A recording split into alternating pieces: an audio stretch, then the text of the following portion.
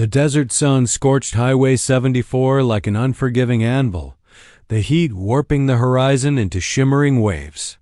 Bob Harrison's weathered hands clawed at the roadside gravel, voice cracked and dry from hours of shouting into nothing. At 68, Bob had survived Vietnam, insurgents, and the slow heartbreak of losing his beloved wife, Marie. But he never imagined betrayal would come from within his own blood. His nephew's tire tracks vanished into the dust behind him, cold, deliberate, final.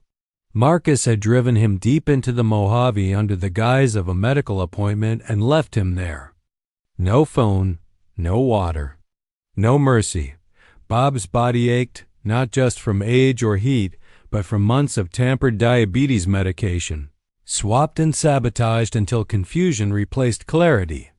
A once sharp mind dulled with fog. His purple heart still pinned to his sun-bleached shirt caught the light, a glint of honor in a moment of bitter disgrace. Then came the sound, a rustle in the brush. A massive German shepherd emerged, fur-matted, eyes alert, intelligent, amber, and calm. The dog's torn collar hinted at its own survival story. For a long breath, man and animal assessed one another. Both marked by battles, both abandoned, both unwilling to die quietly.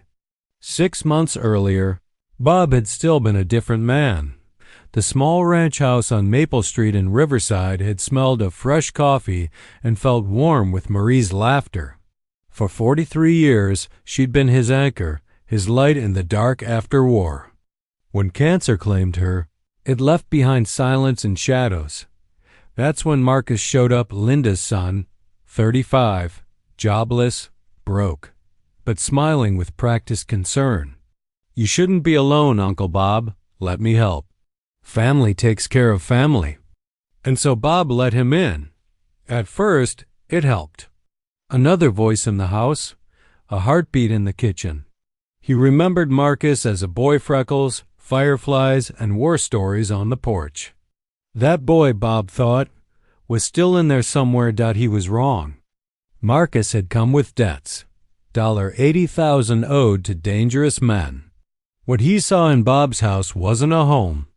It was a solution, a paid-off house worth nearly $500,000, a steady military pension, untouched savings, and a lonely old man one accident away from inheritance. The plan unfolded slowly. Credit cards in Bob's name, control over the bills, isolation from neighbors like Mrs. Chun. You need your privacy to grieve. Pills swapped, dosages off. Confusion misread as aging. Even the Purple Heart disappeared. "You must have misplaced it again, Uncle." But Bob had survived too much to be easy prey. Beneath the fog of wrong meds, instincts stirred. He stopped taking the pills, hid them in napkins, flushed them. And as his mind cleared, so did the truth. Marcus wasn't helping him. Marcus was erasing him. Still, Bob played along, waited, watched, prepared. The day of betrayal arrived disguised as concern. "Uncle Bob, your numbers are way off. We need to see that specialist in Palm Springs." "I'll drive," Bob nodded, pretended confusion. Let himself be helped into the car. Inside, he was sharper than he had been in weeks. 3 full weeks of no tampered meds, and clarity had returned with a vengeance.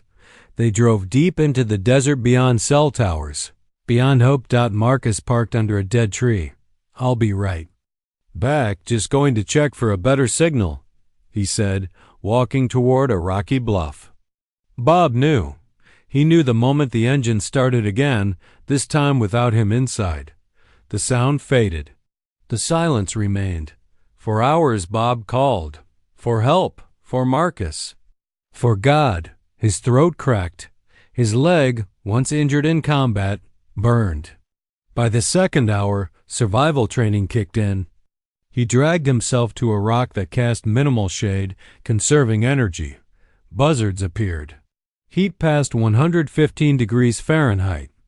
His body betrayed him at every turn, organs strained, skin burned. Breath-shallow memories came unbidden Marie in her wedding dress, comrades from Nam, voices telling him to let go. He almost did.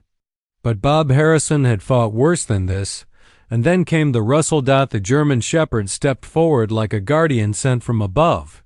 It didn't bark, didn't lunge, just stood, alert and assessing. Bob stared back, blinking against the sweat and heat.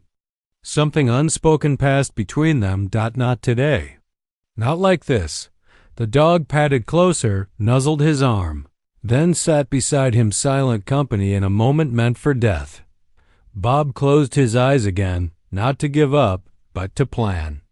Maybe the fight wasn't over after all. Circled Bob with methodical precision, each step calculated like a military reconnaissance. His torn collar spoke offers battles, perhaps with wild animals, maybe with humans who'd shown him the same cruelty that brought Bob to his desolate place. The dog's amber eyes held intelligence that transcended typical canine awareness, studying Bob with the intensity of a field medic assessing casualties. Bob remained perfectly still, understanding that sudden movements might spook this potential savior. His military experience with working dogs kicked in despite his dehydration. Slow blinks, calm breathing, no direct eye contact that could be interpreted as challenge. The dog's ears twitched at Bob's labored breathing, nostrils flaring as he processed scents that told stories Bob couldn't imagine. Something shifted in the dog's posture when his gaze fell on Bob's purple heart pin. The metal caught desert sunlight, casting prismatic reflections that seemed to trigger a memory buried deep in the animal's consciousness. His circling stopped, his head tilted with sudden recognition, not of Bob specifically, but of something the pin represented. Military service, brotherhood, honor. The decision happened in an instant. The dog's tactical assessment concluded that this human posed no threat and required assistance. His approach became deliberate, purposeful, closing the distance with the confidence of a soldier who'd found his mission. When he reached Bob's side, the dog lowered his massive head and sniffed the purple heart pin with reverence that seemed almost supernatural. "Easy, boy," Bob whispered, his voice barely audible. "We're both a long way from home." The dog's response stunned him. Instead of typical canine friendliness, the animal sat at attention beside Bob's left side, the exact position a military working dog would take when guarding a wounded soldier. This wasn't random behavior. This was training so deeply ingrained it had survived years of survival living. Bob's engineering mind, still sharp despite his physical distress, began analyzing the dog's responses. Feet positioning, the alertness, the way amber eyes constantly scanned the perimeter for threats. This animal had military experience. But how? And why was he alone in the middle of nowhere, bearing scars that suggested recent trauma? The afternoon sun reached its merciless peak, turning the desert into a furnace that threatened to claim both man and dog. But the German Shepherd had already formulated a solution with tactical brilliance that amazed Bob. The dog rose and trotted toward a rocky outcrop 50 yards away, his nose working constantly as he followed some invisible trail. 20 minutes later, the dog returned carrying something in his mouth. A plastic water bottle, dented but intact, discovered in a ravine where flash floods had deposited debris. The sight of it made Bob's eyes fill with tears of gratitude and disbelief. This wasn't luck. This was problem-solving that required understanding of human needs, environmental awareness, and the intelligence to connect cause with effect. The dog dropped the bottle at Bob's feet, then disappeared again into the maze of rocks and desert brush. Bob heard the sound of lapping water echoing from somewhere among the stones, a hidden spring that the dog had locating senses honed by years of desert survival. When the animal returned, water dripped from his muzzle, and he carried the bottle again, this time filled with life-saving liquid. Bob accepted the bottle with shaking hands, understanding that he was witnessing something extraordinary. This wasn't just animal instinct. This was intelligence, compassion, and tactical thinking that rivaled human capability. He drank carefully, rationing the precious water while the dog watched with the intensity of a medic, monitoring a patient's condition. As afternoon stretched toward evening, the dog's protection routine became evident. He positioned himself to provide maximum shade for Bob's body, his own thick coat absorbing heat that would otherwise reach the elderly man. Every few minutes he would stand and conduct perimeter sweeps, checking for threats that existed beyond Bob's diminished senses. The bond forming between them transcended species barriers. Bob found himself talking to the dog in low conversational tones, sharing stories of Vietnam, of Marie, of Fennefu who'd betrayed him. The dog listened with focused attention occasionally, responding with soft whines that seemed to express understanding and sympathy. "You know something about buying a bandit, don't you, boy?" Bob murmured, noticing how the dog's ears flattened at certain words. "Someone threw you away, too. Left you to fend for yourself out here." The German shepherd's response confirmed Bob's suspicion. A low growl rumbled and hissed, not directed at Bob, but at memories of betrayal that mirrored the veteran's own experience. Here were two souls cast aside by those who should have protected them, finding each other in a wasteland that reflected their shared abandonment. As evening approached, bringing the promise of dangerous temperature drops, the dog's behavior intensified. He began gathering debris, tumbleweeds, dead branches, anything that could provide insulation for the vulnerable human under his protection. His actions demonstrate understanding of desert survival that came from hard-won experience. But it was the dog's response to distant sounds that truly revealed his military background. When coyote calls echoed across the desert as darkness fell, the German shepherd immediately shifted into combat mode. His body became a shield between Bob and the direction of the threat. Hackles raised, ready to fight predators that would see an injured elderly man as easy prey. The night promised to be as dangerous as the day had been, but Bob no longer faced it alone. Beside him sat a guardian whose loyalty had been forged in battles Bob couldn't yet imagine, whose intelligence had already saved his life once, and whose presence transformed certain death into possible survival. As stars appeared in the clear desert sky, Bob placed a grateful hand on the dog's thick fur and felt the steady rhythm of a warrior's heart. Whatever tomorrow brought, they would face it together. Two soldiers abandoned by their own, united by circumstances that seemed less like coincidence and more like destiny. The dog's amber eyes reflected starlight as he maintained his vigil.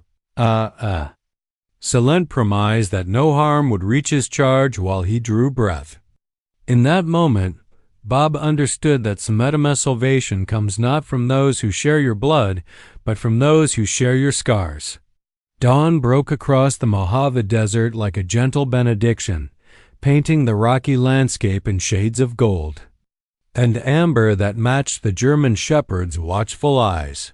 Bob Harrison stirred from fitful sleep to find his four-legged guardian exactly where he'd been all night, positioned between Bob and the open desert, ears alert for any sound that might signal danger.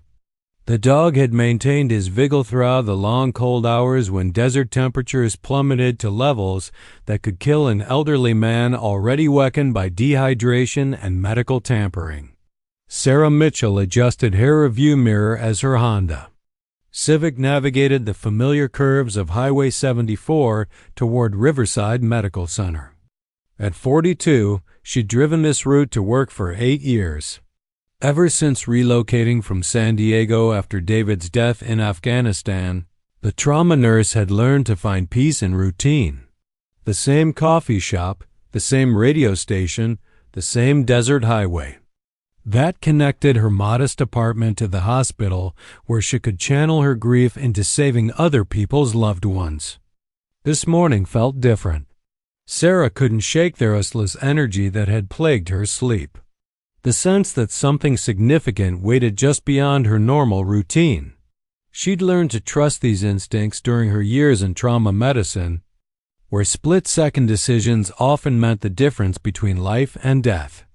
Her intuition had saved countless patients, warning her of complications before machines could detect them. The Honda crested a small rise, and Sarah's foot immediately moved to the brake pedal. A large German Shepherd stood in the middle of the roadway, not moving despite the approaching vehicle. The dog's behavior was unlike any stray she had encountered. There was purpose in his stance, intelligence in the way he maintained eye contact with her windshield. He wasn't confused or lost. He was trying to communicate. Sarah pulled onto the shoulder and stepped out, her nurses training-gotomically assessing the situation. The dog remained motionless in the road, his amber eyes locked on hers with an intensity that sent chills down her spine. When she took a step toward him, he immediately turned and trotted toward a cluster of rocks 50 yards from the highway, then stopped and looked back at her expectantly. "What is it, boy?" Sarah called softly, her voice carrying the gentle authority she used with frightened patience. "What are you trying to show me?" The German Shepherd's response confirmed her suspicions. He barked once, a sharp commanding sound that reminded her of military dogs she'd worked with during her rotation at the Naval Hospital in San Diego. This wasn't random canine behavior. This was trained communication, the kind of purposeful signaling that suggested years of working with humans in high-stakes situations. Sarah followed the dog across the rocky terrain, her nursing shoes slipping on loose stones as she navigated the uneven ground. The morning sun climbed higher, already beginning to hint at the punishing heat that would transform this landscape into a furnace within hours. Her concern grew with each step. Whatever the dog wanted to show her, time was clearly critical. When she rounded a massive boulder, Sarah's medical training took over before her conscious mind could process what she was seeing. An elderly man lay partially sheltered against the rock face, his breathing shallow and rapid, his skin displaying the telltale flush of severe dehydration. Her hands automatically moved to check his pulse while her eyes cataloged symptoms that painted a clear picture of heat exhaustion progressing toward life-threatening heat stroke. "Sir, can you hear me?" Sarah's voice carried the calm authority of someone accustomed to medical emergencies. "I am a nurse. You're going to be okay." Bob's eyes fluttered open, struggling to focus on the face hovering above him. For a moment, he wondered if dehydration had finally claimed his sanity. The woman seemed to glow with morning sunlight, her dark hair framing features that radiated competence and compassion. When the German Shepherd appeared beside her, Bob understood that his guardian angel had somehow summoned help. "Fedig," Bob whispered, his voice barely audible. "He saved me, brought water, stayed all night." Sarah's gaze shifted to the German Shepherd, who sat at attention beside Bob with the disciplined posture of a trained working animal. The dog's condition told its own story. Burrs in his coat, scratches on his muzzle, the lean physique of an animal surviving on whatever the dessert provided. Yet, he'd chosen to protect this stranger instead of preserving his own resources. "How long have you been out here?" Sarah asked, already reaching for her cell phone to call for emergency medical assistance. Her trained hands continued their assessment, noting Bob's elevated heart rate, the dangerous dryness of his mouth and eyes, the slight tremor in his extremities that suggested his body systems were beginning to fail. Since yesterday afternoon, Bob managed each word in effort. "My nephew, he left me here." The words hit Sarah like a physical blow. Elder abandonment was a growing crisis she'd witnessed too often in the emergency room.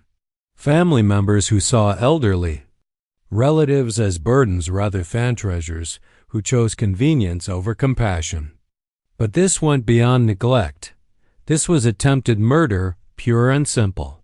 "Help is coming," Sarah assured him, Speaking to the 911 dispatcher while maintaining eye contact with Bob, "I need an ambulance at mile marker 47 on Highway 74, elderly male, with severe dehydration and heat exhaustion. Expedite. His condition is critical." The German Shepherd never left Bob's side during the 20-minute wait for emergency services. Sarah watched in amazement as Dog seemed to understand exactly what was happening, his behavior shifting to accommodate the medical intervention.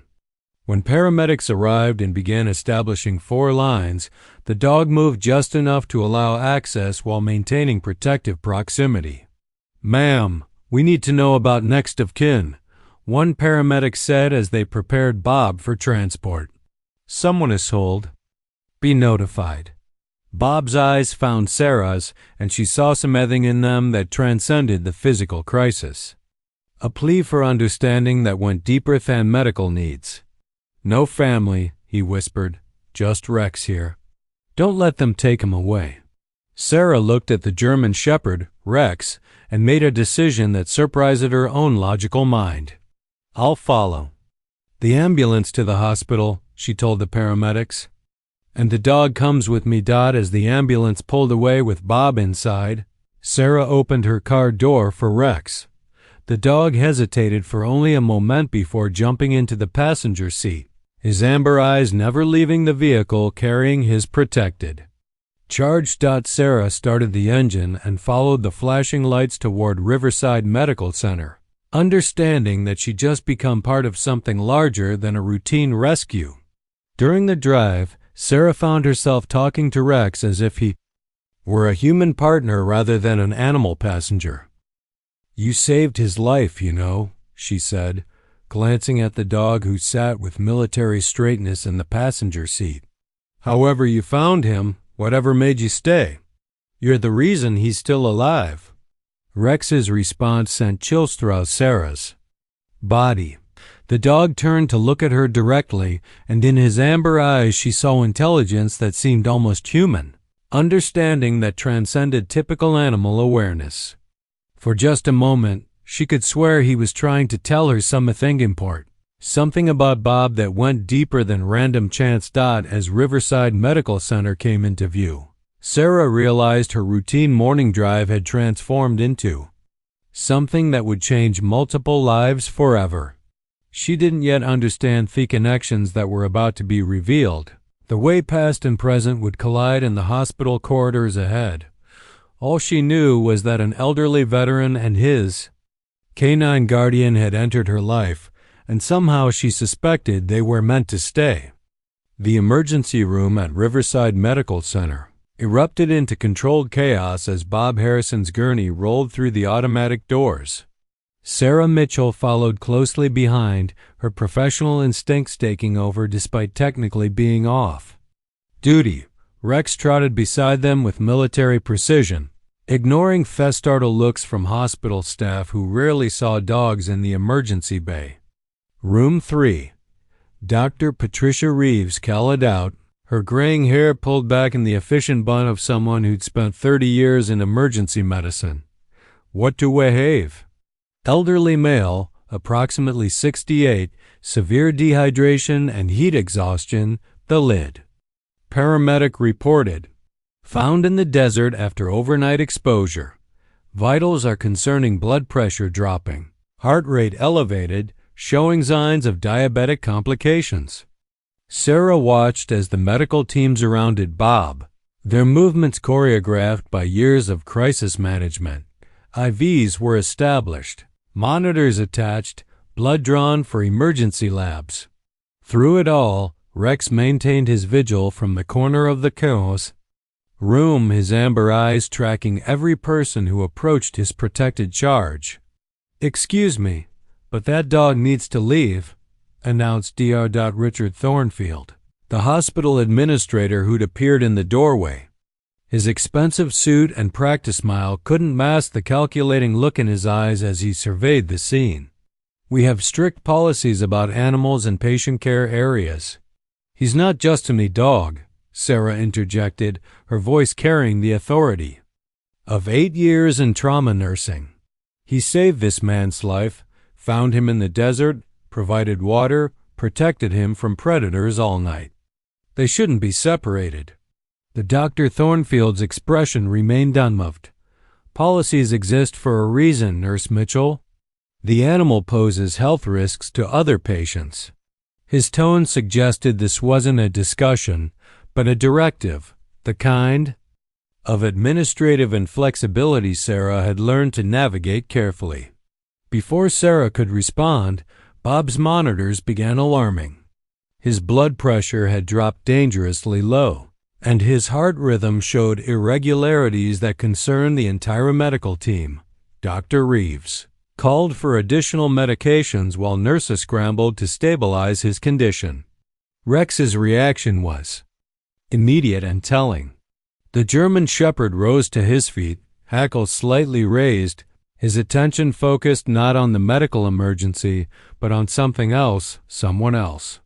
His low growl was barely audible, but Sarah caught it. The dog was sensing a threat that had nothing to do with Bob's medical crisis. Is there any family we should contact?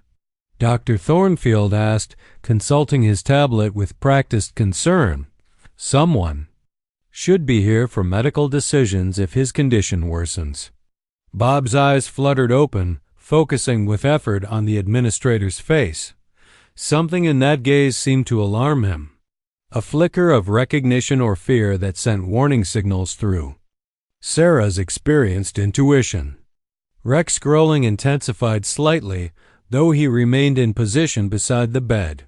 No family, Bob whispered, his voice barely audible above the monitor alarms. Just Rex. Within an hour, Bob's condition had stabilized enough for a room assignment. Sarah volunteered to escort him to the medical floor, bringing Rex along, despite Dr. Thornfield's obvious disapproval. As they waited for the elevator, Sarah noticed her daughter Emma approaching from the Hospital Daycare Center where she spent after school hours while Sarah worked. Emma Mitchell was 9 years old with her father's dark eyes and her mother's determined chin. She'd grown up around the hospital, comfortable with medical equipment and the constant drama of emergency medicine, but her reaction to Rex was unlike anything Sarah had ever witnessed. "Mom," Emma whispered, her eyes wide with something approaching awe. "That dog is trying to tell me something important." Sarah knelt beside her daughter, keeping her voice low. "What do you mean, sweetheart?" Emma approached Rex with the fearless confidence that only children possessed around animals. The German Shepherd, who'd been wary of all hospital staff, immediately relaxed at her presence. His tail wagged slightly as Emma gently placed her hand on his head. "He's showing me pictures," Emma said, her voice taking on the dreamy quality she sometimes used when describing her unusually vivid dreams. "A soldier with a badge like Mr. Bob's. They were friends, but something bad happened. An explosion. Rex has been looking for his soldier for a very long time." Sarah felt goosebumps rise on her arms. Emma had always been unusually perceptive around animals, but this level of specific detail bordered on the impossible. She glanced at Bob, who was listening intently despite his weakened condition. "Rex," Bob whispered, studying the German Shepherd with new intensity. "Is that really your name?" The dog's response was electric. His ears snapped forward, his entire body alerting at the sound of his name spoken with recognition. For the first time since Sarah had found them, Rex approached Bob directly, placing his massive head gently unthebed beside the elderly man's hand. Bob's fingers found the spot behind Rex's left ear, and both man and dog went completely still. Sarah watched in amazement as Bob's face transformed, years of confusion and pain giving way to wonder and disbelief. "There's a tattoo," Bob breathed, his voice gaining strength. "Military identification. But it can't be. Captain was killed in Afghanistan. I saw the explosion myself." The elevator arrived with Azov chime, but nobody moved. The reunion unfolding before them held everyone transfixed. Patient, nurse, child, and dog. locked in a moment that transcended medical routine and touched something deeper than healing. "Captain," Bob whispered, and Rex's response left no doubt about his identity.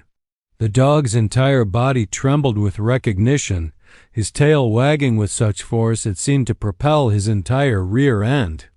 Soft whines escaped his throat. Sounds of pure joy mixed with years of searching finally ended. And Mac clapped her hands together with delight. "He found you." Rex found his soldier. I never stopped looking. Sarah felt tears streaming down her face as she witnessed the reunion between man and dog, soldier and battle buddy, each having believed the other was lost forever. The bond between them was visible, tangible, a connection forged in combat and strengthened by shared survival. But even in this moment of joy, Sarah noticed Dr. Thornfield watching from across the lobby, his expression unreal as he spoke quietly into his cell phone. Something about his demeanor triggered her professional paranoia, the same instinct that warned her about patients whose families seemed more interested in insurance policies than recovery. As they finally entered the elevator, Bob's hand resting on Rex's head in a gesture of belonging that transcended words, Sarah couldn't shake the feeling that their troubles were far from over. The reunion was beautiful, miraculous even. But in her 8 years of emergency medicine, she'd learned that moments of pure joy often precede devastating complications. The elevator doors closed on a tableau that looked like answered prayers. An elderly veteran and his faithful dog reunited against all odds. But Sarah's nursing instincts whispered warnings about the administrator's phone call, about Bob's mysterious abandon, about forces gathering that threatened to tear apart what the desert had brought together. Rex seemed to sense it too. Even as he celebrated finding his long-lost soldier, his amber eyes remained alert, scanning for threats that experience had taught him could come from the most unexpected sources. The dog had protected Bob from the desert's dangers, but the hospital might pose challenges that required a different kind of warfare entirely. Marcus Webb's hands shook as he ended the call from Dr. Thornfield, his face pale with the realization that his carefully orchestrated plan had unraveled spectacularly. The old man was supposed to be dead by now, another tragic case of elder wandering and desert exposure. Instead, Bob Harrison lay in a hospital bed, very much alive and potentially very dangerous to Marcus's freedom. "He's talking, Doctor," Thornfield had reported, his voice tight with barely controlled panic. Gerant, alert and asking questions about his nephew. "We need to move fast before Hes starts telling people what really happened out there."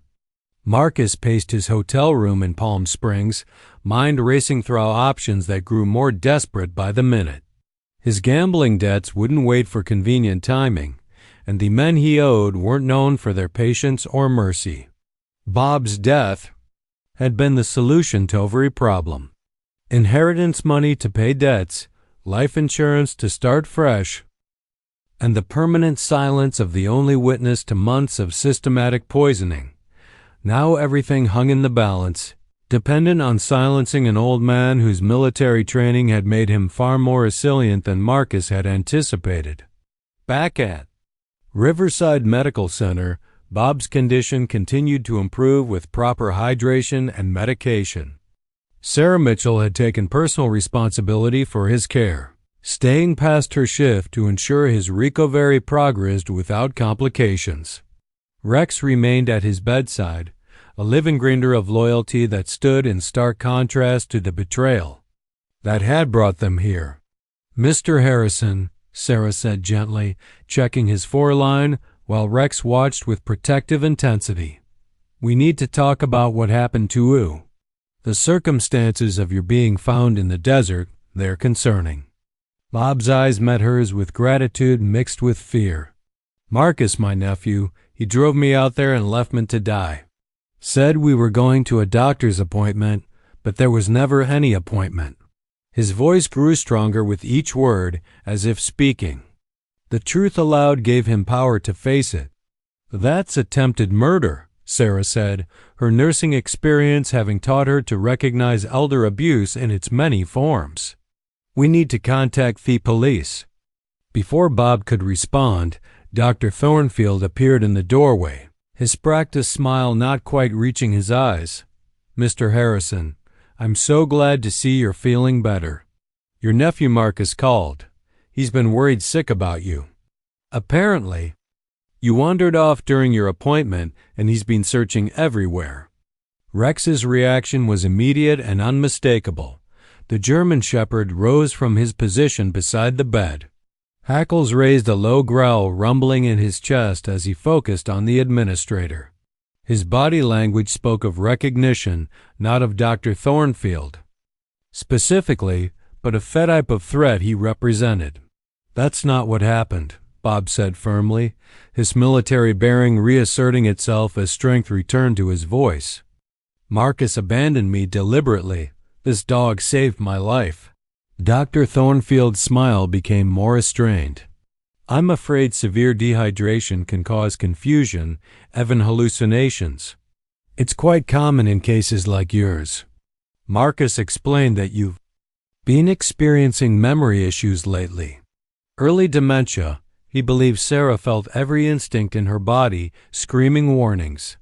She'd seen this pattern before. Medical gaslighting designed to discredit elderly patients who might expose uncomfortable truths about their care.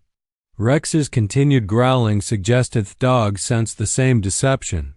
Mom, something's wrong, Emma whispered from the doorway, her young face creased with concern as she watched Rex's aggressive posture toward the administrator. Rex doesn't like that man at all. Dr. Thornfield's patients appeared to be wearing thin. The dog needs to be removed from the hospital immediately. I've contacted Animal Control and they'll be here within the hour to collect it. No. Bob's voice carried the authority of a man accustomed to command. Rex stays with me. He's my dog and he's caused no harm to anyone. I'm afraid that's not possible, Dr. Thornfield replied, his tone becoming more officious. Hospital policy is clear, and your nephew has concerns about the animal's aggressive behavior. He mentioned that it attacked him when he tried to help you. Sarah watched Bob's face transform as the implications hit him. Marcus wasn't just abandoning his cover story. He was actively working to separate Bob from the one witness who'd seen everything. The LoyalCompanion was very presence validated Bob's version of events. You spoke to Marcus? Bob asked, his voice deadly quiet. Of course, he's family and he's been extremely worried about your well-being. In fact, he's requested that you be transferred to a specialized care facility that can handle your particular needs. The words hung in the air like a death sentence. Sarah had worked in emergency medicine long enough to recognize the pattern. Difficult elderly patients who asked inconvenient questions often found themselves transferred to facilities where their voices could be more easily controlled or silenced. Rex's growling intensified, and Emma moved closer to the dog, her small hand resting on his head in a gesture of support that seemed to calm him slightly. He's trying to protect Mr. Bob, she said with a clarity that sometimes came from children who hadn't yet learned to doubt their instincts. The transfer will happen this evening, Dr. Thornfield continued, consulting his tablet with bureaucratic efficiency. The facility is quite nice. Desert Springs Care Center. They specialize in patients with memory issues and behavioral problems. Sarah's blood ran cold. She'd heard of Desert Springs, a private facility with a reputation for accepting difficult cases and asking few questions. Patients who went there rarely complained about their treatment, and families who placed relatives there often found them much more manageable. I don't consent to any transfer, Bob said firmly. I'm competent to make my own medical decisions, and I want to go home. Dr. Thornfield's smile became predatory. I'm afraid your nephew has provided documentation about your declining mental state. Combined with your obvious confusion about recent events, We have grounds to question your decision-making capacity. The trap was elegant in its simplicity. Marcus had spent months creating a paper trail of Bob's supposed dementia, using the confusion caused by medication tampering as evidence of cognitive edelon. Now, those carefully constructed lies would be used to strip away Bob's autonomy and deliver him into a situation where his death would appear natural and inevitable. Sarah felt helpless, rage building in her chest. She'd seen this pattern before: elderly patients whose inconvenient truths were dismissed as delusion, whose attempts to protect themselves were labeled as paranoia. The system that should have protected them instead became complicit in their abuse. Rex sensed the growing tension in the room, his protective instincts shifting into high gear. The dog moved closer to Bob's bed, positioning himself between his soldier and the perceived threat. His amber eyes never left Dr. Thornfield's face, reading body language and scent markers that humans missed. "There's one more thing," Dr. Thornfield did, his voice carrying false regret. "The care facility has a strict no pets policy. The dog will need to be surrendered to animal control tonight." Emma gasped, and even Sarah felt tears threatening. The cruelty of separating Bob from Rex, the loyal companion who'd saved his life and provided the only witness to Marcus' abandonment, revealeth true callousness of the conspiracy unfolding around them. Bob reached for Rex's head, his weathered fingers finding the familiar spot behind the dog's ear. "We've been through hell together, haven't we, Captain?" he whispered. "Looks like we're not done fighting yet."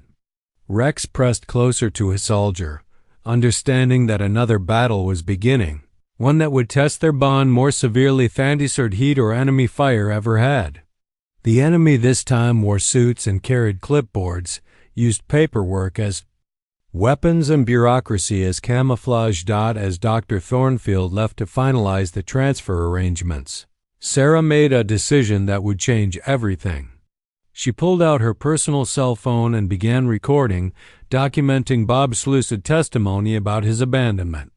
If the system wouldn't protect him, maybe the truth could. The war for Bob Harrison's life was entering its final phase, and this time the battlefield would be hospital corridors instead of desert wasteland. But Rex had never abandoned his post before, and he wasn't about to start now. The fluorescent lights hummed overhead as Marcus Webb entered Riverside Medical Center at 9:47 p.m., his face carefully composed into an expression of concerned familial devotion. He'd spent hours rehearsing this performance, the worried nephew, grateful to have found his confused uncle, ready to take responsibility for the elderly man's deteriorating condition.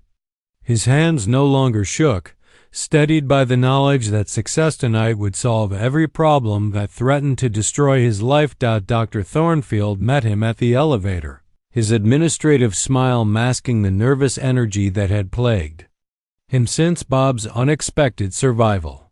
"Everything is arranged," he said in low tones as they ascended to the medical floor. "The transfer vehicle will arrive at midnight. Desert Springs has a bed ready and they understand the special circumstance." Marcus nodded, his mind already calculating the timeline. Once Bob was isolated at Desert Springs, separated from witnesses and advocates, the final phase could begin. A gradual decline, perhaps another medication, or maybe a fall that could happen to any confused elderly patient. The facility's reputation for discretion will ensure that awkward questions remained unasked. "What about the dog?" Marcus asked, remembering Rex's protective behavior from earlier encounters. The animal's loyalty to Bob,